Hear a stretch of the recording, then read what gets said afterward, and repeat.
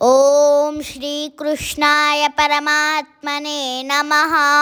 श्रीमद्भगवद्गीता अथ प्रथमोऽध्यायः।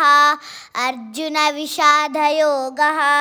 युधामन्युश्च विक्रान्तः उत्तमौजाश्च वीर्यवान् सौभद्रो द्रौपदेयाश्च सर्व एव महारथाः।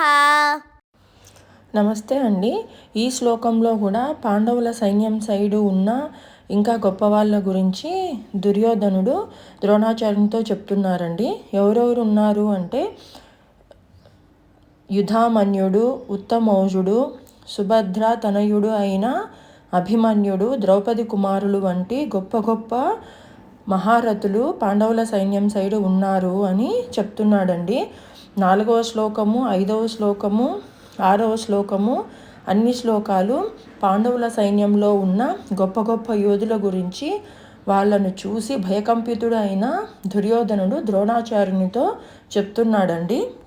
ఈ 3 శ్లోకాల నుంచి అంటే 4, 5, 6 శ్లోకాల నుంచి గ్రహించవలసింది ఏంటి అంటే మన వైపు న్యాయం ధర్మం ఉన్నప్పుడు మనము భయపడాల్సిన అవసరం లేదు.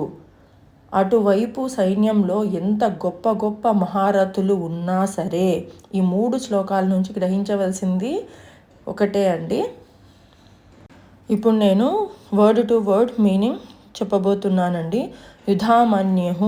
యుధామన్యుడు, చ మరియు విక్రాంతః పరాక్రమవంతుడైన, ఉత్తమౌజుడు, చ మరియు వీర్యవాన్ శక్తిశాలి అయిన, సౌభద్రః సుభద్రాతనయుడు, ద్రౌపదేయాః ద్రౌపది కుమారులు, చ మరియు సర్వ అందరూ, ఏవ నిశ్చయముగా, మహారథాః మహారథులు.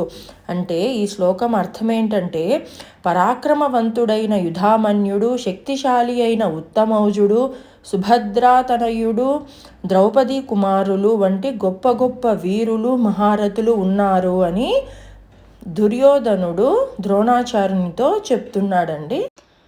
ఇది నచ్చితే సబ్స్క్రైబ్ చేయండి, షేర్ చేయండి. Thank you.